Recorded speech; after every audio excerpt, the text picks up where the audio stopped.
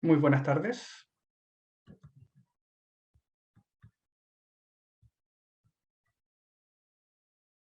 En cumplimiento de la programación y el horario, y dado la fecha programada el día de hoy, daremos inicio a nuestro tercer ciclo de webinar. Denme un segundo, por favor.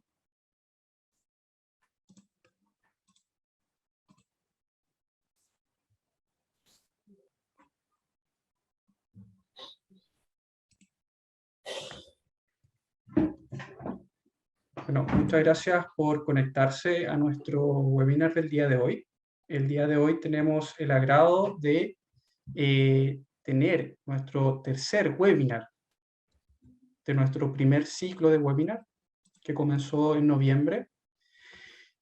Estos webinars están desarrollados en el marco del proyecto Aplicaciones de Estrategias One Health, lecciones aprendidas en los sectores de salud, alimentos y medio ambiente, y su contribución en el cumplimiento de los objetivos desarrollados sostenibles para el 2030.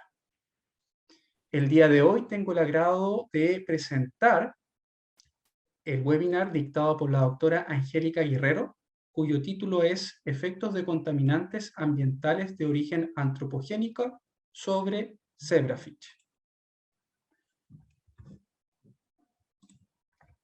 La doctora Guerrero es química farmacéutica, especialista en bioquímica, clínica y doctora en ciencias biomédicas. Ha estado vinculado por más de 14 años a la academia, principalmente en docencia e investigación, asociado principalmente a las áreas de bioquímica, toxicología ambiental y farmacología. Actualmente, la doctora Guerrero es directora de la carrera de Química y Farmacia de la Universidad San Sebastián de la sede de Valdivia. Dejo con ustedes a continuación a la doctora Guerrero, quien cordialmente el día de hoy ha aceptado presentarnos parte de las líneas de investigación que ha desarrollado durante su carrera académica. Muchas gracias, Daniel, por la invitación y por permitirme participar contigo en este proyecto que definitivamente apunta con gran pertinencia a las necesidades que tenemos, más pensando en esa meta del 2030, que la vemos lejana, pero que en realidad ya estamos rápidamente dando pasos hacia allá, para poder cumplir estos objetivos de desarrollo sostenible que son necesarios para la protección de las personas, pero también del planeta. Entonces, quiero comenzar agradeciendo además a todos quienes están aquí acompañándonos en esta iniciativa que en realidad contribuye a que empecemos a sumar lazos más sólidos con diferentes instituciones para que podamos avanzar de mayor medida, porque estos objetivos al 2030 son bastante ambiciosos, y solamente con el trabajo cooperativo y colaborativo que podamos tener vamos a lograr avanzar en pro a lo que les decía, el desarrollo de las personas en un ambiente sano, en la protección de su salud y en la protección del planeta. En este sentido, yo les quiero presentar parte del trabajo que desarrollé durante mi tesis doctoral. Mi tesis doctoral fue enfocada en los efectos de contaminantes ambientales, principalmente derivados de la minería del carbón, sobre diferentes modelos biológicos, partiendo desde modelos tisulares, modelos celulares, hasta organismos completos, como en el caso de ratones. Y hoy les muestro este modelo, que es el modelo de zebrafish, que es un modelo bastante robusto para el desarrollo de trabajos en toxicología ambiental, en farmacología, de manera que en las ciencias biomédicas tiene gran importancia para poder obtener resultados en corto tiempo y resultados contundentes con organismos completos. Lo que les voy a compartir, pues bueno, en realidad este proyecto apunta a este objetivo 17, de lo que les estoy mostrando acá, de estas alianzas que son importantes para poder lograr estos objetivos y estas iniciativas como las que les voy a mostrar hoy. Apunta, por ejemplo, al objetivo 3, relacionado con la salud y bienestar, también con el objetivo 6, de agua limpia y saneamiento, al objetivo 14, de la vida submarina, el 15 también de la vida de ecosistemas. Entonces, son trabajos que apuntan a que se pueda seguir avanzando en la conservación del planeta y de todas las especies que lo integramos. Este trabajo se publicó en el año 2019 en la revista Chemosphere y fue un trabajo auspiciado por mi alma mater, que es la Universidad de Cartagena, en Cartagena de Indias, Colombia, el Hasman Cancer Institute de la Universidad de Utah, quien amablemente nos proporcionó todas las herramientas con este modelo, y también la Universidad Arturo Prat, que hizo su contribución como casa de estudio en donde estuve afiliada antes. Voy a partir hablándoles un poco de antecedentes conceptuales, luego los aspectos metodológicos y finalmente resultados y consideraciones finales.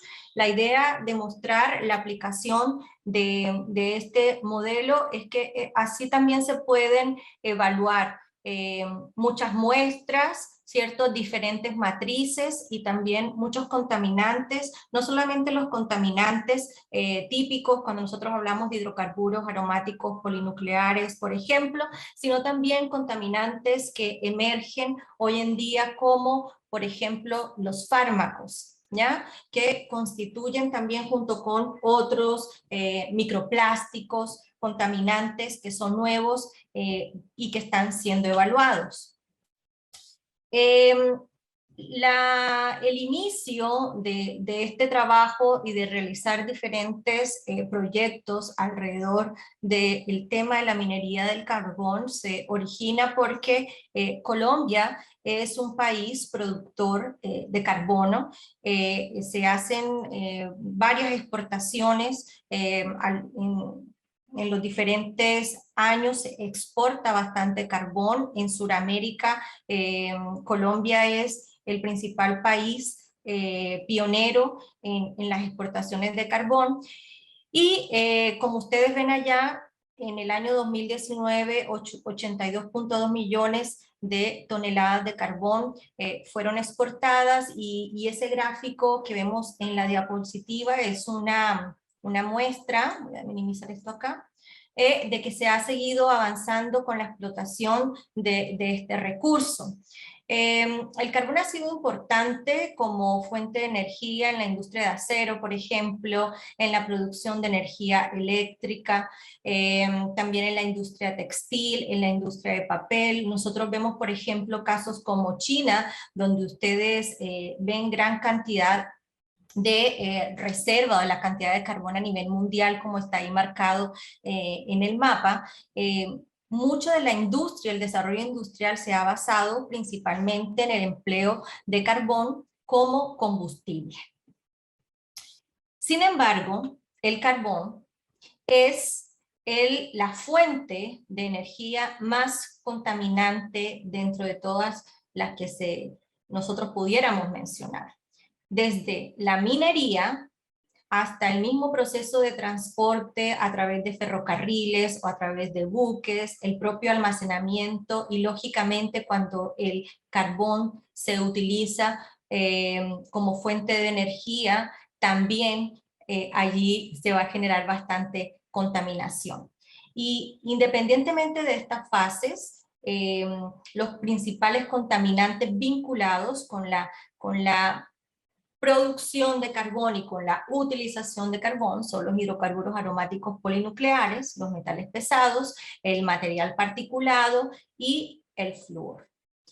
Específicamente en Colombia, en la Guajira colombiana, existe la mina de carbón a cielo abierto más grande de Sudamérica, y le sigue en segunda medida el departamento del Cesar, como los que tienen las minas más grandes en el país y las que principalmente realizan esta actividad minera.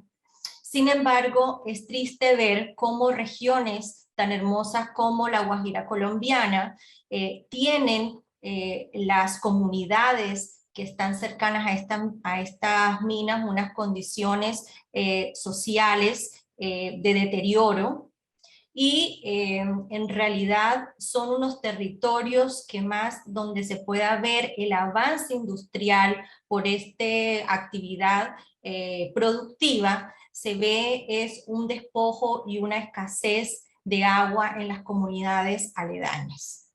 Entonces, bajo este contexto y esta realidad en el país, nos preguntamos, bueno, pero ¿cómo podemos medir y cuál es el efecto de los contaminantes derivados de este polvillo de carbón en el territorio?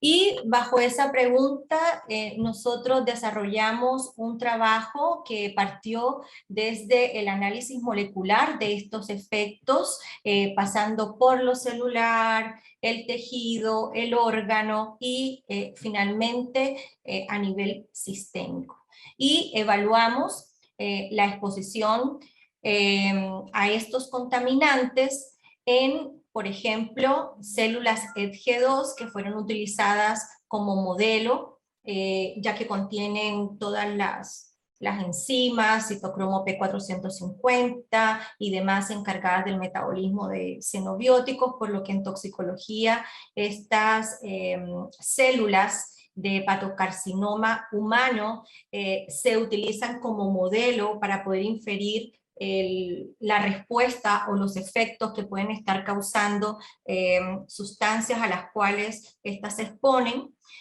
También utilizamos dentro de nuestros trabajos o realizamos otros proyectos en donde empleamos especies centinela. En este caso utilizamos músculos, que son los ratones de caza provenientes de las poblaciones cercanas, comparando la condición o los efectos que podrían tener estos ratones que estaban en zonas mineras comparado con zonas no mineras, y también realizamos un estudio un poco más controlado con zebrafish, también denominado pez cebra o Danio rerio en su nombre científico.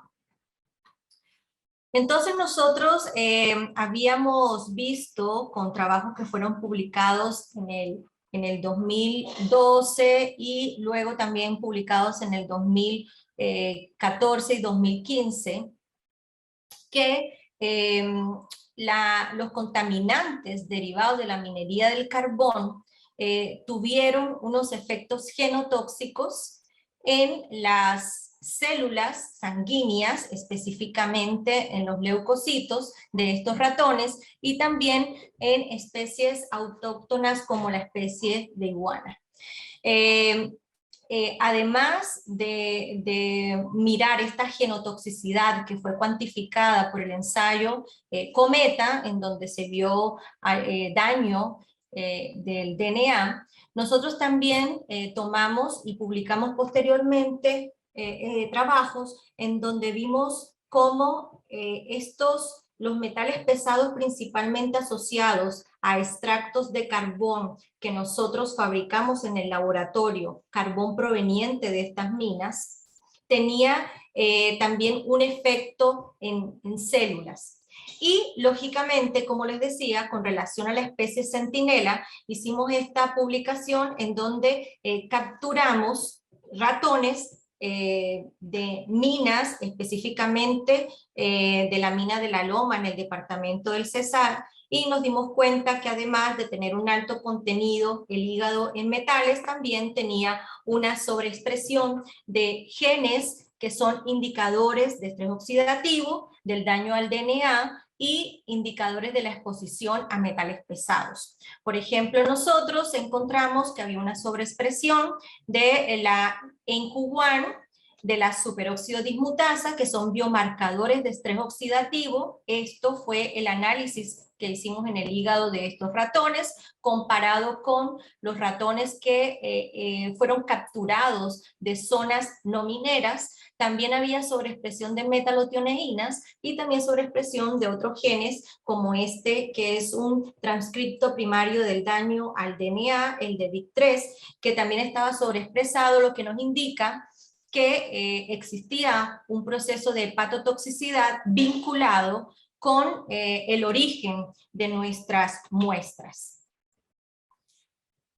Cuando nosotros hicimos un extracto del polvo de carbón original de estas minas, expusimos células de hepatocarcinoma humano a este extracto en concentraciones por debajo de los 100 partes por millón, y nosotros, si bien encontramos que no existían diferencias en cuanto a la citotoxicidad que pudiera tener este extracto de carbón, sí encontramos alteraciones genéticas. Es decir, a estas bajas concentraciones, aunque uno no pudiera observar una alteración en cuanto a la viabilidad celular, sí podía ser observable en el tiempo de exposición, que acá fueron utilizados 12 horas, alteraciones en la expresión de genes que también están relacionados con estrés oxidativo, con daño al DNA principalmente. Entonces, fue una manera de confirmar o validar la utilidad de cuantificar la expresión de estos genes como un indicador o como un biomarcador de toxicidad originada por la exposición a la actividad minera. Tuvimos la oportunidad de vincularnos como institución al Cancer Hassman Institute, quienes tienen totalmente establecido e implementado el modelo de Zebrafish para el desarrollo principalmente de sus estudios dirigidos a cáncer, y nos vinculamos con ellos y tuvimos el privilegio de poder desarrollar estos ensayos que en el momento no contábamos nosotros con esta infraestructura en el país, para también entonces respondernos a una pregunta. Bueno, nosotros habíamos leído que además de estos efectos que pudiéramos nosotros haber revisado, muchos estudios también habían reportado antes que, por ejemplo, la vía férrea por donde se transportaba el carbón estaba vinculada con nuevos nacimientos con defectos en el tubo neural en humanos. En China hicieron un estudio en donde ellos analizaron nuevos nacimientos de poblaciones que estaban muy cercanas a las vías férreas del transporte del carbón, y se dieron cuenta que había una asociación entre la presencia de esta vía férrea y los defectos en el tubo neural. Por lo tanto, quisimos saber, bueno, pero además de estos efectos que nosotros vemos en organismos centinela, y también que vimos la utilidad de estos biomarcadores que pudieran también ser utilizados para poder establecer políticas públicas, veamos cuál es el efecto que se tiene en un vertebrado en desarrollo. Y de allí nosotros entonces desarrollamos y expusimos a embriones de zebrafish a estas muestras que nosotros teníamos, las muestras del extracto de carbón, que también utilizamos en los tejidos celulares. Y decirles que la experiencia de trabajo con este modelo de zebrafish es bien grata, ya que rápidamente, como ustedes lo ven aquí en esta diapositiva, nosotros podemos contar con peces eclosionados 72 horas posterior a la fertilización, lo que nos permite hacer un seguimiento en 24 horas, por ejemplo. Nosotros vemos que ya gran parte del embrión está diferenciado y formado, y nosotros podemos ver cuáles son las alteraciones en cuanto a este desarrollo embrionario. Nosotros hicimos el ensayo con embriones, pero también es importante señalar que este modelo tiene sus ventajas y se pueden también utilizar y trabajar en etapa juvenil, en etapa adulta y también en la descendencia de peces que se exponen, y mirar un poco los efectos que se tenga a nivel genético estas exposiciones de los padres o durante el proceso de fecundación de estos embriones o de estos huevos mejor. Entonces el Zebrafish es un modelo que fue implementado desde 1993. Es el científicamente denominado Danio Rerio, y se caracteriza porque tiene estos embriones que son transparentes, que son de fácil seguimiento y que está tipificado hora a hora luego de su fertilización cuál es la morfología, de manera que al microscopio nosotros podemos ver los diferentes estados, por ejemplo, identificar y diferenciar si un embrión se encuentra en blástula o en gástrula, y de esa manera nosotros poder sincronizar estos embriones para poder hacerle la exposición a diferentes tipos de contaminantes que sean de nuestro interés. Como les decía, también este modelo es muy potente en el área de farmacología, por ejemplo, para el screening de nuevas moléculas que se sinteticen o que se extraigan a partir de plantas. Uno puede hacer entonces un screening de moléculas de fitofármacos y de fitofármacos que también se hayan modificado para rápidamente seleccionar cuál sería aquella molécula que tendría mayores ventajas en cuanto al efecto que yo estoy tratando de generar en el organismo. Aquí tenemos, en esta diapositiva, vemos el cigoto. Este es el cigoto fertilizado, y como les decía, podemos nosotros ver en el microscopio la secuencia de todas estas formaciones hasta 24 o 36 horas.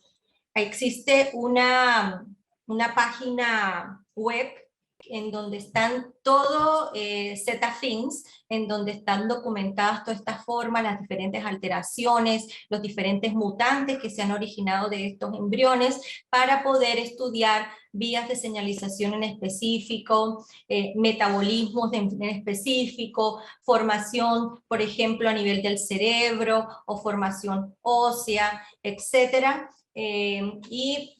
Se conoce, lo más importante, el genoma completo del Zebrafish, por lo que es muy fácil el adquirir todo el equipamiento y también los insumos necesarios para trabajar en este organismo de manera molecular, y también los organismos knockout de acuerdo con las vías de señalización que nosotros nos estén interesando.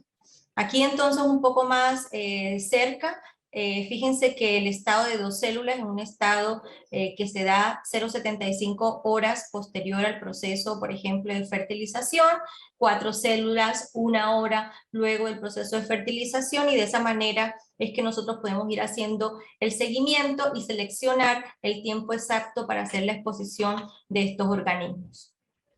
Aquí tenemos estados más avanzados que parten desde 256 células en adelante hasta el estado DOM. Entonces, tenemos, para resumir, en este modelo, varias ventajas. La primera, que nosotros pues podemos tener una alta producción de huevos y por lo tanto de embriones fertilizados. por lo general una hembra y 4 machos en uno de estos experimentos de sova, y puede fertilizar y producir huevos para trabajar de 100 a 200. Estos embriones son de fácil manipulación. La fertilización se da de manera natural, pero también se puede dar de manera in vitro, y estos huevos fertilizados pueden entonces ser recolectados para ser desarrollados de manera extrauterina en incubadoras, en donde nosotros ya comenzamos su manejo y su visualización a través del microscopio. Acá tengo un ejemplo, un video muy corto de unos segundos, en donde nosotros podemos ver los cambios en el desarrollo de estos embriones.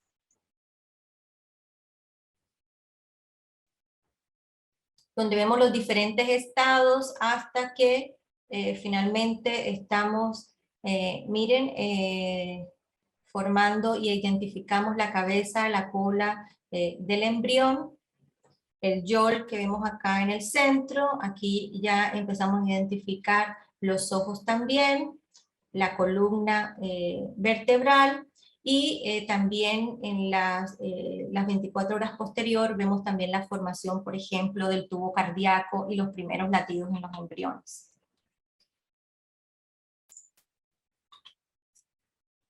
Nosotros con la microscopía que se encuentra hoy en día podemos visualizar, por ejemplo, la frecuencia cardíaca y también medir en el caso de contaminantes que tengan cardiotoxicidad, y poder evaluar también muchos contaminantes ambientales que puedan ser potencialmente cardiotóxicos, porque uno puede visualizar, se puede medir bradicardia y se puede visualizar en el microscopio, por ejemplo, edema pericárdico. También se pueden observar por microscopía alteraciones en la formación del tubo cardíaco. Aquí tengo entonces en esta diapositiva algunas de las ventajas, que son bastante amplias en cuanto al tiempo de la generación de estos organismos, el desarrollo extrauterino, el bajo costo y la alta densidad de población, la transparencia de los embriones que permite su seguimiento. La mayoría de los experimentos desde los comités de ética son de fácil justificación, tanto en las formas embrionarias como larvarias. Existen varios patrones de expresión génica ya registrados, y en el banco del CETAFINS también especies transgénicas que se pueden adquirir para estudios ya un poco más específicos, debido a que existen una gran colección de transgénicos y también de mutantes. Uno de los aspectos más valiosos es que podemos hacer rápidamente este screening farmacológico, toxicológico de gran escala, ¿cierto? Y poder un poco orientar dianas farmacológicas y también la relevancia de los efectos de un tóxico por encima de otros, de acuerdo con la concentración, etc. Y también conserva mucho a nivel de los estudios relacionados con el sistema nervioso central y con todo lo que es la neurotransmisión. Conserva mucho los neurotransmisores que normalmente también están asociados a nosotros, a los organismos vertebrados, como el GABA, la glicina, el glutamato, la adrenalina, la noradrenalina, serotonina, etc. Lo que hace un modelo para estudios de neurobiología muy potente también. Y también se conservan los genes del desarrollo embrionario, por lo tanto nosotros podemos hacer extrapolaciones de lo que nosotros obtengamos con los embriones a lo que probablemente estén pasando con otros vertebrados expuestos a contaminantes, y también pues con los propios humanos, o los efectos que se tenga a nivel fetal. Estos son algunos de las fortalezas o de los tipos de enfoques que yo puedo desarrollar en toxicología con el modelo de Zebrafish. Yo puedo entonces evaluar la neurotoxicidad. También puedo desarrollar ensayos en donde mida si existe algún tipo de alteración a nivel endocrino, una disrupción endocrina de alguno de estos tóxicos emergentes o no. También puedo desarrollar ensayos en donde yo evalúe la respuesta a estrés, los procesos de biotransformación, característicos y también los parámetros relacionados con estrés oxidativo. Entonces yo puedo aquí, tengo un varias herramientas de biomarcadores de efectos de contaminantes, biomarcadores de efectos de medicamentos, de pesticidas, metales pesados, de algunos productos farmacéuticos nuevos que constituyen, como les decía, contaminantes emergentes, de disruptores endocrinos y, por ejemplo, hoy en día se habla mucho de los micro y los nanoplásticos también como contaminantes para poder entonces predecir la toxicidad que tienen diversos procesos o la toxicidad que pudiese generarse desde todas estas actividades antropogénicas y humanas que normalmente y a lo largo de los años y de la revolución industrial nosotros hemos visto que han ido un poco en contra de la protección del medio ambiente también y de la salud de las personas. Nosotros entonces hicimos este ensayo exponiendo a embriones fertilizados con 4 horas posteriores a la fertilización. Ese fue el tiempo utilizado. Estos embriones se platean en estas placas de micropozos y allí se exponen a diferentes, se expusieron pues a diferentes concentraciones, en este caso del extracto metanólico de carbón, y hicimos evaluaciones microscópicas 24 y 48 horas después de esta exposición. Cuando hicimos nosotros estas exposiciones a las 24 y 48 horas, nos dimos cuenta que se generaban unos fenotipos característicos, los cuales les voy a presentar más adelante, y una vez producidos estos fenotipos y desarrollados los ensayos a repetición para ver que efectivamente estos fenotipos estaban asociados con la exposición a diferentes concentraciones de extracto de carbón, hicimos entonces los ensayos moleculares utilizando hibridación in situ, RNA sequencing y confirmando estas alteraciones en la expresión génica con qPCR o PCR en tiempo real. En cuanto a la metodología, la hibridación in situ, nosotros, bueno, acá tenemos el protocolo incorpora poder eliminar este corium de los embriones y tener los embriones desnudos para luego ser fijados y poder ser entonces teñidos, ¿cierto? Una vez se ha dado la hibridación, poder nosotros colorear y detectar cómo es la expresión de los diferentes genes, que en este caso nosotros seleccionamos genes que estaban vinculados con el desarrollo del cerebro, el desarrollo de la columna vertebral, el desarrollo del corazón y el desarrollo también de los ojos. Entonces, varios biomarcadores de cuáles eran las alteraciones en cada uno de estos órganos y muy importantes en los embriones, nosotros pues allí los seleccionamos y utilizamos las sondas específicas para cada uno de estos genes. Una vez tipificamos por hibridación in situ, se limita en el sentido de que solamente nosotros podemos generar el ensayo para unos biomarcadores puntuales ante las alteraciones que encontramos.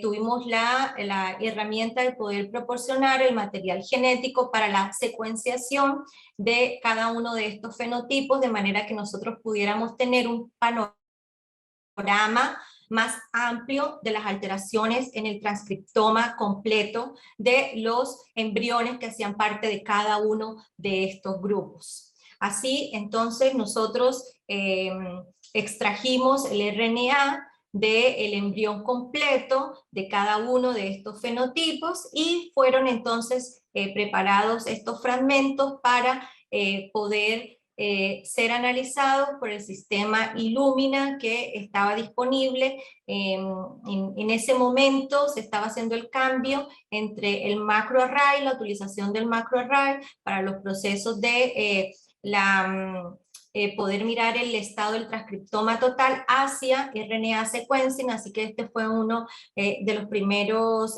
trabajos que fue desarrollado con esa tecnología.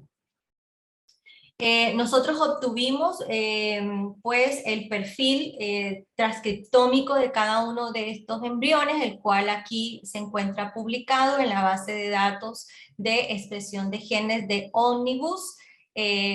Allí tienen el número de acceso en el caso que quisiera ser consultado y cada uno de la descripción del experimento y también los diferentes fenotipos que fueron analizados. Bueno, ¿qué encontramos nosotros inicialmente al aplicar la metodología? Primero esta metodología que les estoy diciendo de screening, en donde nosotros vimos inicialmente, identificamos los fenotipos. Bueno, nosotros hicimos el análisis de la mortalidad y también las alteraciones fenotípicas que encontramos en los diferentes embriones comparado con los organismos no expuestos que tuvieron un desarrollo normal. Aquí en esta gráfica que fue publicada, nosotros vemos en este lado el grupo al cual se le expuso solamente al vehículo, que para el caso del extracto del carbón fue DMSO, hasta una concentración máxima de 0,5%, tal como es establecido para que el DMSO no tenga ningún efecto sobre los embriones. Entonces esta fue la concentración máxima de DMSO utilizado como vehículo y los diferentes grupos tratados. Nosotros hicimos la exposición de los embriones a diferentes concentraciones del extracto de carbón hasta 5.000 partes por millón o miligramos por litro, y a 50 partes por millón ya nosotros fuimos viendo alteraciones fenotípicas y también aumento en la mortalidad. Como vemos, la generación de alteraciones fenotípicas y la mortalidad en los diferentes embriones tuvo una relación con la dosis de exposición de nuestros embriones, y ahí tenemos arriba el N que fue utilizado. Dentro de estas alteraciones fenotípicas, pues allí fue donde nosotros nos dimos cuenta que existían 3 alteraciones fenotípicas características que se daban en los animales expuestos. Acá en esta imagen nosotros tenemos los embriones de un desarrollo normal con expuestos al vehículo y los 3 fenotipos encontrados. El fenotipo P1, P2 y P3, que originalmente nosotros también los bautizamos como el que tenía la cola alterada, aquellos embriones que tenían estas alteraciones en la cola, otros embriones que tenían estas alteraciones en el yolk, ¿cierto? En donde veíamos allí que existía una división y una malformación en el yolk, y finalmente los embriones que clasificamos en P3 como aquellos que eran embriones de pequeño tamaño y que además tenían esta característica o este color negro. Nosotros entonces seleccionamos las concentraciones entre 50 y 250 partes por millón para poder generar estos diversos fenotipos y poder analizar. Como vemos, a 50 partes por millón, solamente nosotros evidenciamos el fenotipo P1. En 100 partes por millón tenemos una mezcla de los diversos fenotipos y así como en 250 partes por millón. Y si nosotros vemos acá, vemos que, por ejemplo, el fenotipo P1 es mucho menos agresivo que el fenotipo P3, que fue más frecuente cuando se hicieron exposiciones a la más alta de las concentraciones, que fue 250 partes por millón. Una vez entonces caracterizados estos fenotipos todos tuvieron como común denominador que tenían alteraciones, por ejemplo, a nivel de la frecuencia cardíaca. Todos estos embriones presentaron edema pericárdico y también bradicardia. Y aquí les muestro los resultados de la hibridación in vitro de estos fenotipos y los diferentes biomarcadores de cerebro, de columna y más adelante de corazón que fueron estudiados. Entonces, estos son los diferentes genes que son biomarcadores del desarrollo cerebral.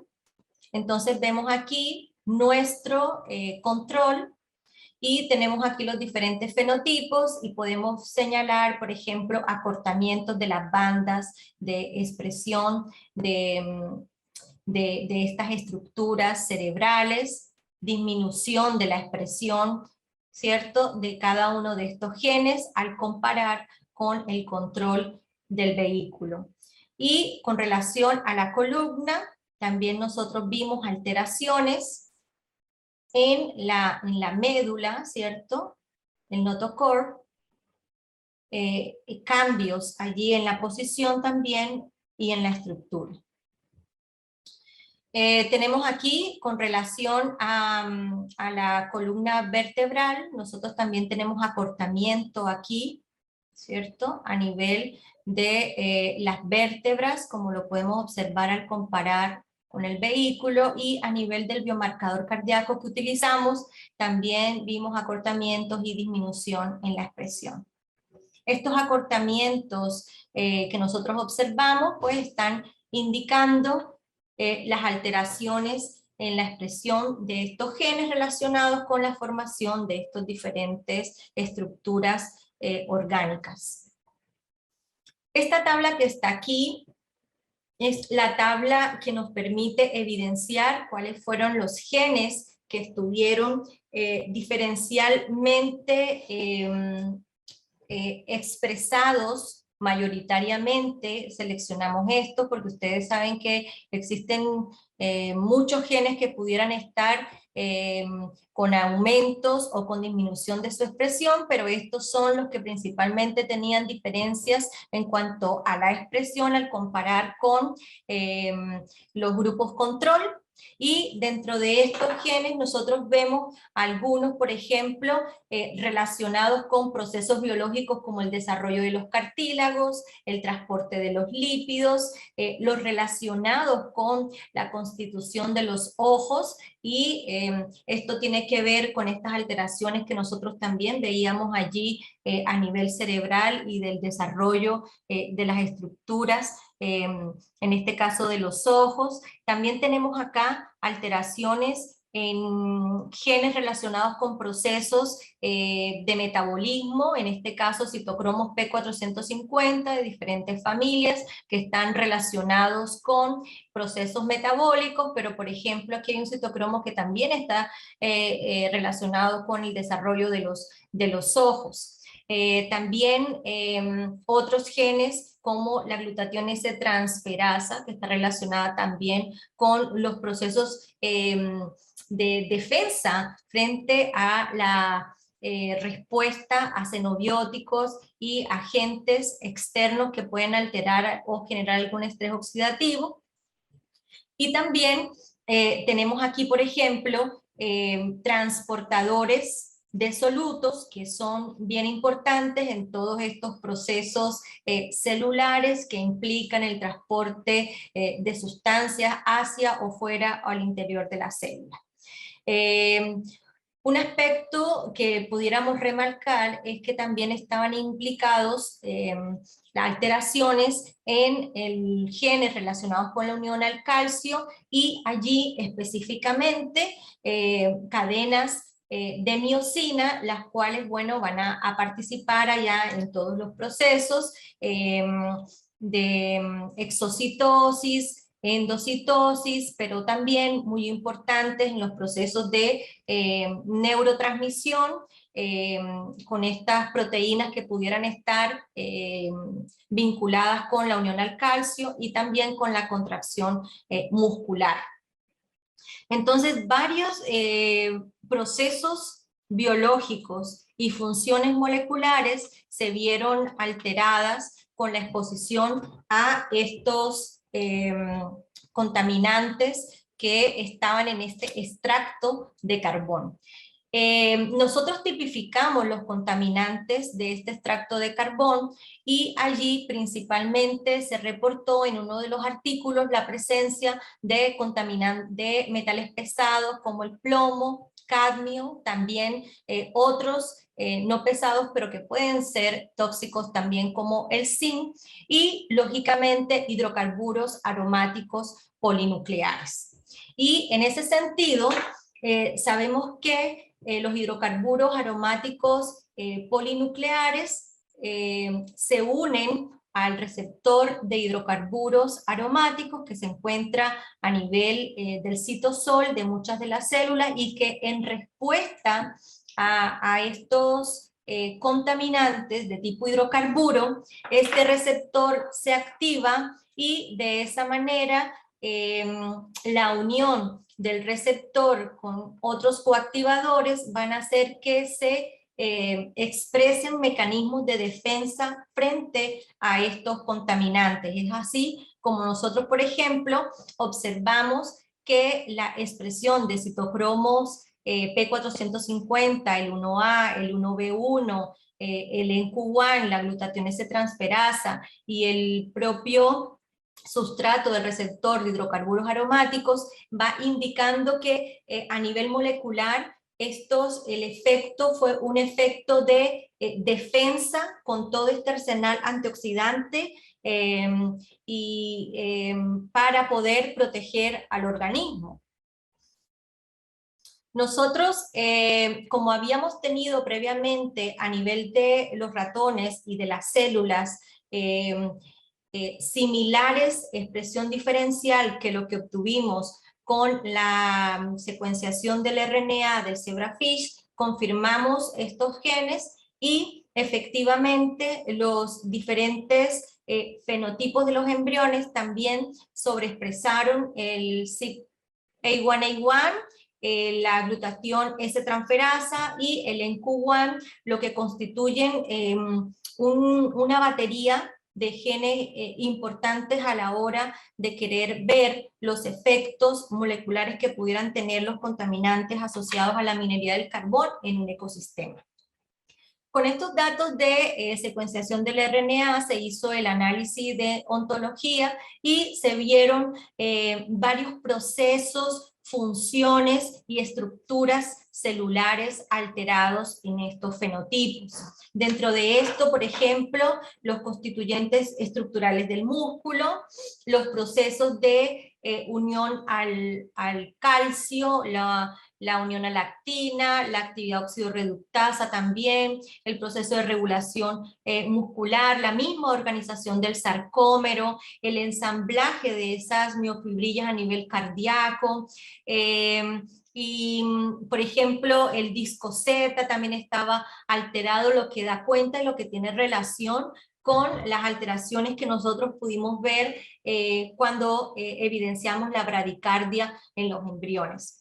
Entonces, se sabe que los hidrocarburos aromáticos polinucleares también tienen un efecto cardiotóxico que aquí lo vemos confirmado. Estos hidrocarburos también, por medio de la vía del receptor de hidrocarburos aromáticos, pueden entonces hacer que se disminuyan la expresión de los genes CMCL2, por ejemplo, todos genes que nosotros vimos disminuidos, ¿cierto? En el análisis de ontología y lógicamente en la secuenciación del RNA. Entonces vamos a tener que se está dando la exposición a estos contaminantes derivados de la minería del carbón, va entonces a estar relacionado, asociada con cardiotoxicidad, y también esto es relevante porque a nivel de estudios epidemiológicos se ha observado, por ejemplo, que poblaciones mineras tienen mayor casos de, por ejemplo, cuadros de hipertensión o de arritmias cardíacas o de infarto agudo del miocardio, y podría estar allí vinculado la exposición de estos contaminantes, principalmente los hidrocarburos aromáticos polinucleares. También con relación a las alteraciones que observamos en cuanto a las fibras intermedias, al filamento intermedio, muchas queratinas aquí estaban alteradas, y la alteración de estas queratinas ha sido relacionado con el daño neurológico, con déficit atencional, con desorden cognitivo, etc. Entonces, esto nos da cuenta que no solamente son efectos en el propio desarrollo a nivel neuronal y a nivel cerebral, sino que también estos contaminantes pueden influir en otro tipo de alteraciones o patologías en las diferentes poblaciones, incluso puede llevar a estos procesos, a patologías vinculadas con neurodegeneración. Entonces, aquí un poco cerrando nuestros hallazgos, podemos nosotros establecer que con todos estos ensayos que realizamos a nivel de los animales centinela, que fueron los musmúscalos, los zebrafish, y también las células, el extracto del carbón, los contaminantes más bien asociados al extracto del carbón van a activar varias vías de señalización de defensa a nivel celular, como por ejemplo la vía NRF2, que es una vía de respuesta antioxidante. Nosotros vimos el gen NQ1 alterado, lo que da cuenta de la activación de esta vía. También vimos otros biomarcadores de daño al DNA y de respuesta al daño al DNA, como fue la sobreexpresión de este DAC45B, y que también hay una activación del receptor de hidrocarburos aromáticos con la sobreexpresión de genes biomarcadores como el CYP1A1. Entonces nosotros podemos concluir que los fenotipos y los cambios en la expresión génica inducida por el extracto del polvillo del carbón son un punto de partida. ¿Para qué? Para poder nosotros comprender más a fondo cuáles son los mecanismos de toxicidad, sobre todo cuando nos enfrentamos a unas mezclas complejas de contaminantes. No es lo mismo solamente hacer los ensayos con benzopireno que hacer los ensayos con mezclas complejas en donde pueden estar implicados varias vías de señalización, ¿cierto? Y varios mecanismos allí. Además, se pueden postular potenciales biomarcadores moleculares que puedan servir para el monitoreo del riesgo ambiental, que tienen actividades antropogénicas como esta o como cualquier otra que se quiera implementar. Por ejemplo, el llamado es que nosotros podamos un poco aplicar adelantos que se tienen en otros países, en nuestras propias poblaciones. Por ejemplo, Australia tiene tipificado, por ejemplo, la emisión de la polución en el aire derivada de la minería del carbón, y ellos allí tienen cuantificadas las emisiones de metales, por ejemplo, de CO2, de óxido de nitrógeno, y nosotros pudiéramos implementar un inventario internacional de contaminantes, y nosotros, por ejemplo, acá tenemos varias de las emisiones en el aire que puedan estarse cuantificando, y varios países, en el caso por ejemplo de Chile, tiene un registro de emisiones y contaminantes, así como otros países pioneros como Australia, Canadá, ya que es importante en definitiva la calidad no solamente de lo que esté llegando a los ecosistemas terrestres o acuáticos, sino también lo que está llegando en el aire derivado de toda esta contaminación. Por lo tanto, yo creo que hay que replicar todas estas iniciativas y transferir todo este conocimiento, toda la innovación y toda la tecnología y todo el avance que se tiene en otros países, en nuestros países de pronto más afectados por los contaminantes, y también en desarrollo, para poder seguir fortaleciendo la protección de cada uno de los ecosistemas.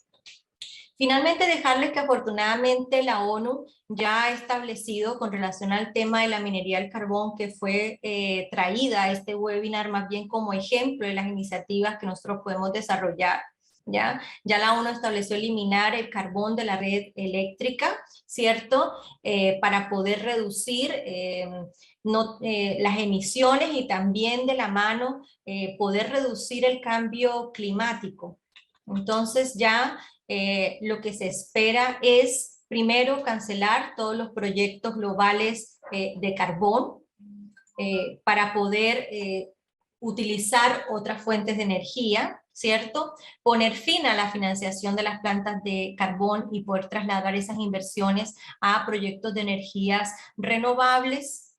Y todo esto es un esfuerzo conjunto que se espera que se desarrolle para el año 2030, y aquí pues ya afortunadamente se dio el primer paso en orientar para que se elimine tanto la producción como el uso de carbón en los diferentes países. Entonces, la mirada hay que ponerla hacia otros tipos de energía, indiscutiblemente, que nosotros podemos tener a la mano.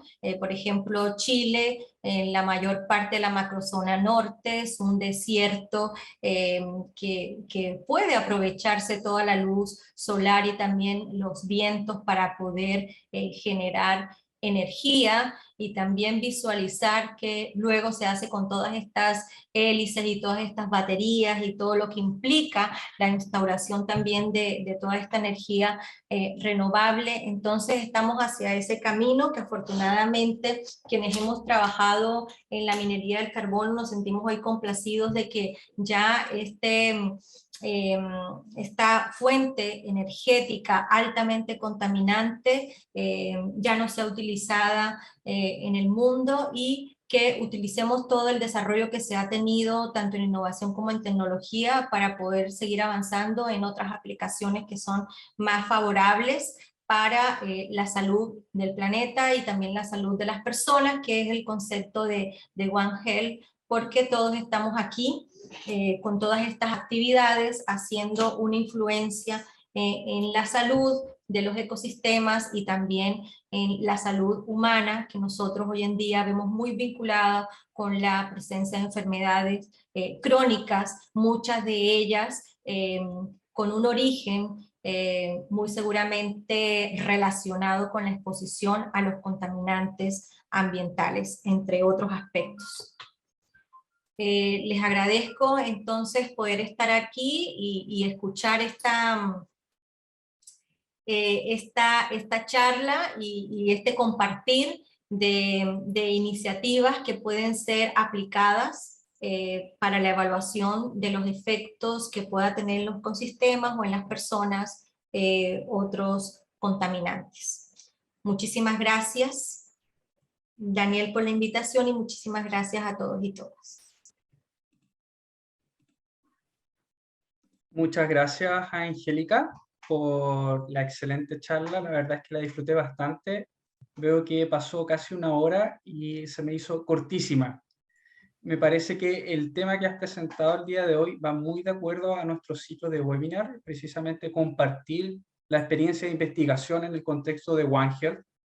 Es bastante interesante lo que has hecho. De seguro aquí nuestra contraparte de Argentina, la doctora Paula Páez, tiene tiene unas preguntas que quiere hacer de manera oral, y yo después a continuación también haré algunas preguntas, y invitamos también al chat, ahí primero que todo también agradecer a quienes se han conectado a participar y han estar en la charla. Sabemos que un día lunes a las 6 de la tarde es un poquito difícil, pero vamos que se puede, que esta semana es feriado, así que le invito también a dejar sus preguntas también en el chat.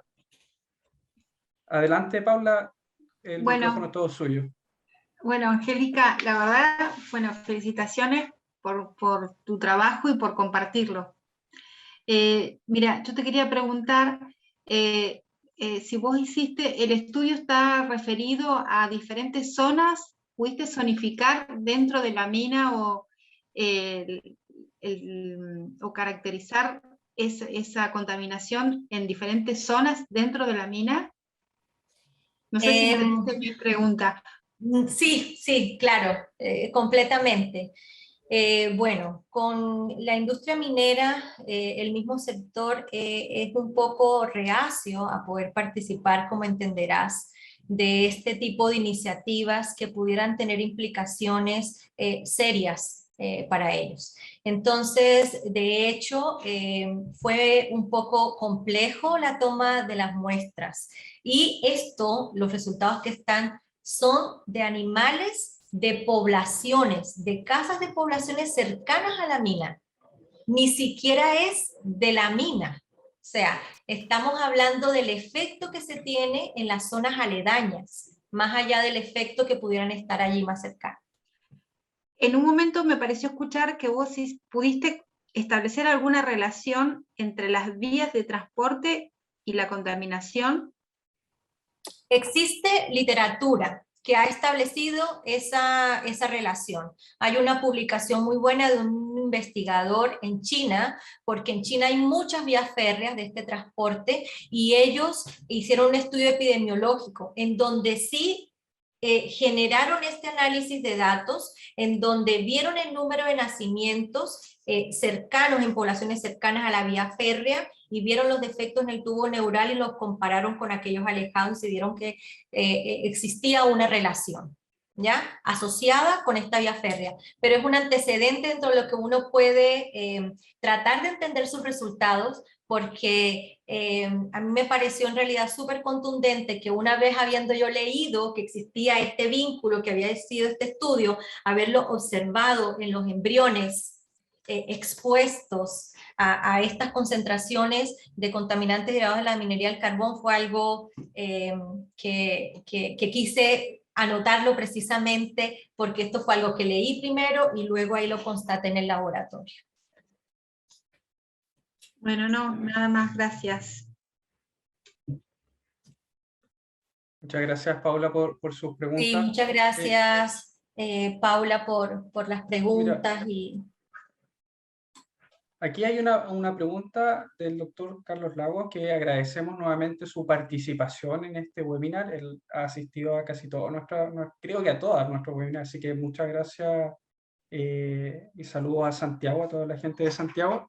Aquí él pregunta, ¿hay alguna correlación en los genes que determinaron en zebrafish o modelos murinos con el efecto del carboncillo en población? Déjeme que justo salió otro de zonas de sacrificio donde se usa carbón como termoeléctrica, por ejemplo, Tocopilla.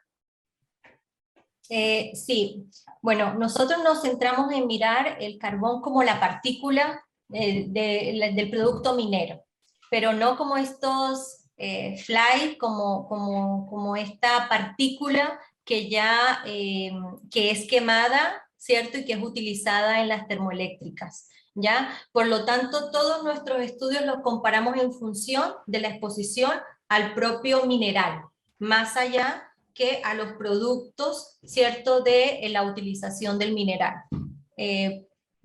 Entonces no tengo, no vimos esa correlación porque no era la parte, nosotros nos centramos en la minería, más allá de este material particulado, producto de estas zonas de que tienen termoeléctricas, que lógicamente también tendrán otros contaminantes implicados. Por supuesto, es una súper interesante pregunta que de seguro podemos abordar en algún futuro proyecto, ¿cierto? El punto es, como bien comentaba, es difícil a veces trabajar con grandes empresas por el miedo a reportar cosas que puedan ser negativas para los procesos de producción. Sin embargo, el problema de la contaminación está presente y tenemos que abordarlo de manera interdisciplinaria, realizando estrategias One Health. Voy a aprovechar de hacer una pregunta y también voy a aprovechar de compartir uno de los insumos de nuestro proyecto.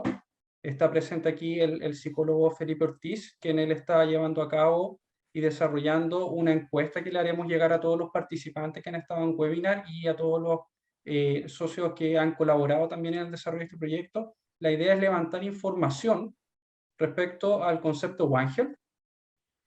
Es una encuesta muy breve y la idea de esta encuesta es aplicarla al inicio de este proyecto, es decir, ahora, pero también volverla a aplicar al final para ver qué cambios ha producido la participación de estos webinars y la generación de todos estos conocimientos y del compartir experiencia en el contexto One Health en cada uno de los investigadores y participantes del evento. Así que prontamente les estaremos haciendo llegar esta encuesta a través de un correo electrónico y agradeceremos su participación. Respecto a las preguntas, Angélica, vi por ahí que habían unas categorías funcionales relacionadas con la actina, ¿cierto? Con unión actina y algunos movimiento muscular. Y eso me hace llevar a pensar, ¿hay algún efecto descrito de este carboncillo en el contexto del citoesqueleto? Por ejemplo, en la nucleación del citoesqueleto o en los procesos moleculares que ocurren en el citoesqueleto, ya sea de transporte o ensamblaje celular. Específicamente reportado, no. Nosotros fuimos los quienes hicimos los primeros reportes relacionados con este extracto completo, ¿ya? Del polvillo de carbón. Porque es diferente igual el efecto que pueda tener el polvillo de carbón como material particulado, ¿ya? Que es un efecto a nivel pulmonar, por ejemplo, inhalación, etcétera, a toda esta mezcla de contaminantes que se extraen desde el polvillo de carbón. Entonces nosotros hicimos uno de estos primeros trabajos tratando de emular un poco qué podría pasar en un ecosistema en donde este polvillo del carbón estaría, podría extraerse con el agua, en el medio ambiente, todos estos contaminantes y lo que podría generar. Entonces, nosotros, estos resultados no son los primeros, no sé si ahora este año, porque no lo revisé, está reportado, pero hasta ahora estos son los resultados que muestran efectivamente los efectos de este polvillo del carbón en esos biomarcadores de actina, como tú decías. Y más que todo nosotros lo relacionamos, si bien con todos estos procesos del citoesqueleto que son bien importantes, con lo que vimos de manera orgánica con la función cardíaca, por ejemplo. Más allá de los procesos celulares en donde está implicado el citoesqueleto, los procesos de endocitosis, exocitosis, etcétera, los diferentes tipos celulares que pueden estar afectados. Como utilizamos el embrión completo y como en el embrión completo nosotros visualizamos esta importante alteración a nivel cardíaco, nos orientamos más a la discusión de los resultados hacia esa relación, hacia ese vínculo. Sin embargo, se pueden tomar esta secuencia desde el ómnibus y tratar de mirar cuál podría ser la relación que nosotros vimos y esta expresión con la expresión a otros contaminantes específicos, ¿ya? O puntuales, y que puedan tener estos efectos a nivel del citoesqueleto como tú lo mencionas. Se me ocurre que eso podría ser importante verlo. Por supuesto, yo recuerdo que el pez cebra se utiliza bastante como modelo del desarrollo embrionario, y ahí el citoesqueleto es un actor fundamental. Sí. De seguro hay implicancia ahí en los temas de nucleación, de los microtúbulos y de los filamentos de actina, en donde estos tipos de contaminantes deben estar afectando a todos estos procesos moleculares. Sería interesante a lo mejor postular algo así. En esa línea, Angélica, la pregunta del millón, ¿qué se viene ahora?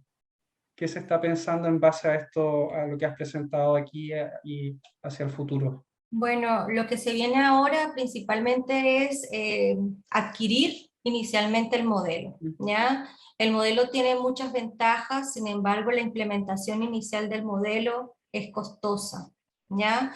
Y en ese sentido, hacia eso le estamos apuntando a formar proyectos en donde nosotros podamos vincularnos con diferentes investigadores para que de acuerdo a los intereses que se tengan, ya sea en el área ambiental, pero también en el área farmacológica, o si lo que se quiere es mirar o andar en algún tipo de patología, podamos tener en conjunto este modelo disponible para poder ser utilizado. ¿Ya? Eso es lo primero. ¿Ya? De allí, con relación al trabajo, los aspectos de cardiotoxicidad es importante ahondar, considerando la prevalencia alta que existe de enfermedades cardiovasculares hoy en día. Entonces, por ejemplo, sería interesante ver cuáles serían los efectos a nivel ya específicamente a nivel endotelial, que pudieran estar llevándonos a las cifras que tenemos ahora epidemiológicas de enfermedades cardiovasculares, por ejemplo, y estudiar esos procesos. Muy interesante lo que nos comenta, y a lo mejor eventualmente colaborar con nuestros pares de Argentina, ¿no? Sí. Poder compartir el modelo con ellos. O, por ejemplo, nuestras regiones donde vivimos nosotros, Valdivia, Puerto Montt, de los lagos y de los ríos, ver si hay algún efecto con la combustión a leña que nosotros tenemos, ese carboncillo que se genera, y que Sí. incluso queda ahí dentro de la misma combustión y que uno tiene que limpiar cada cierto tiempo, eventualmente puede ser un peligro para las personas. Yo creo Claro, que material particulado domiciliario, a lo cual se expone sobre todo en la época de invierno, cómo pudiera estar esto afectando o vinculado con varias alteraciones o patologías. Entonces eso, tengo entendido que la doctora Chiari, que está por aquí, Delia Charello, la doctora Delia allí ha ido avanzando en esto del material particulado, principalmente orientado a alteraciones a nivel placentario, pero que definitivamente abarca muchas más alteraciones en la salud humana. así es, así es. Pues nada, Angélica, ya estamos en la hora de cierre. Te agradezco mucho tu buena voluntad y agradezco la voluntad de todos los que se han conectado a esta hora para participar del webinar. Todo esto quedará grabado y registrado dentro de los productos del proyecto, que eventualmente compartiremos también a través de una plataforma web para que más adelante ustedes lo puedan volver a revisar y a compartir con sus colegas. Pero lo más importante es que sigamos compartiendo y teniendo estas conversaciones para que aquí nacen ideas, sabemos qué es lo que hace nuestro par y cómo entre nosotros podemos ir colaborando para generar lazos científicos. Muchas gracias, Angélica, y gracias a todos por asistir el día de hoy. Muchas Hasta luego. gracias. Que Chao, estén muy chao. bien. Adiós. Igual, chao.